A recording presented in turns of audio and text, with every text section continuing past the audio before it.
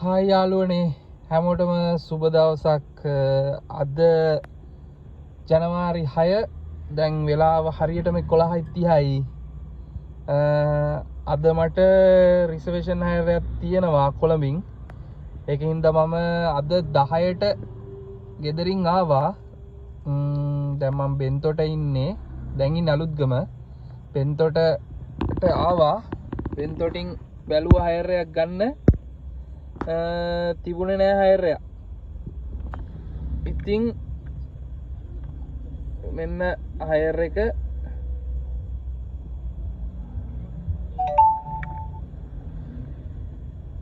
මේක තමයි හයර් එක 23000 ගානක හයරයක් තියෙන 3ට තියෙන්නේ. මේක තියෙන්නේ කොළඹ ඉඳන් කොටපලට යන්න තමයි තියෙන්නේ. ඊට පස්සේ දැන් ඉතින් මම Uber Pick Me ඔක්කොම ඔන් කරන් හිටියා 10 විතර ඉඳන්.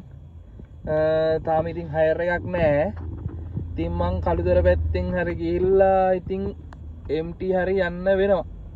ඉතින් අද දන්නෝ ඊයේ හෙලගෝ එකෙත් බස්නාහිර පළාතට ඔන් කරලා තියෙනවා.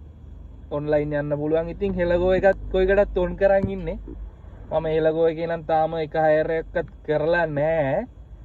මට හැබැයි හයර් දෙක තුනක් වැදුනා කොළඹ ඉඳිද්දී. මම ගන්න try කරා ඒත් මට ගන්න බැරි වුණා.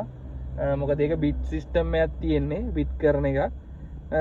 ඉතින් අපි බලමු කොහොමද තත්ත්වය කියලා. අද මේ හයර් එක කරන්න පුළුවන් වෙයිද කියලා. මම ඒකයි මේ හයර් එකට යන්න ඉස්සෙල්ලා මම පොඩ්ඩක් උදේ වීඩියෝ එකක් ගත්තේ. මං ඔයාලට කොහොම හරි කොළඹින් මේ හයර් එක ගන්න ඉස්සෙල්ලා හරි මේකට වීඩියෝ එකක් අරන් එන්න. ඉතින් බලමු අපිට හෙලගෝ හයර් එකක් කරන්න පුළුවන් වෙයිද. පික් මේ එකත් ඔන් කරන් ඉන්නේ. දැන් ඉතින් ඔන්න ඇප් 3ක් ඔන් කරන් ඉන්නේ. අපි බලමු ඉතින් කොහොමද තත්ත්වය කියලා. යාළුවනේ ඔන්න දැන් ඉන්නේ මම කොටපලට ආවම මෙන්න හයර් එකට වැදුන ගාන රිසර්වේෂන් හයර් එක අරන් ආවා. ඉතින් කරන්න දෙයක් නැහැ. කොටපල ඉඳන් ඉතින් MT තමයි යන්න වෙන්නේ. කිලෝමීටර් 90 ගානක් තියෙනවා. ඉතින් යනවා. කරන්න දෙයක් නැහැ. මේකේ මං වීඩියෝ එක එන්ඩ් කරන්න තමයි බලන්න.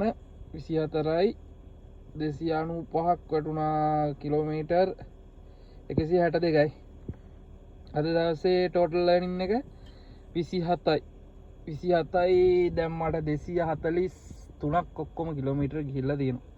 ඒ කියන්නේ මම බෙන්තර ඉඳන් අද ගියේ. එතකොට ආයි මම යනවා අලුත්ගමට. එතකොට කොහොමත් කිලෝමීටර් 340ක් වගේ වෙනවා. කිලෝමීටර් 340ක් කියන්නේ ඉතින් මට තෙල් ඇත්තටම රුපියල් 6000ක් කැරියොත් 21000ක් තියෙනවා. ඒකෙන් කෑමට 1000යි. එතකොට 20000ක් තියෙනවා. ඉතින් අද දවසේ ඕක තමයි තත්ත්වය. ඉතින් දැන් වෙලාව 7යි හරියටම.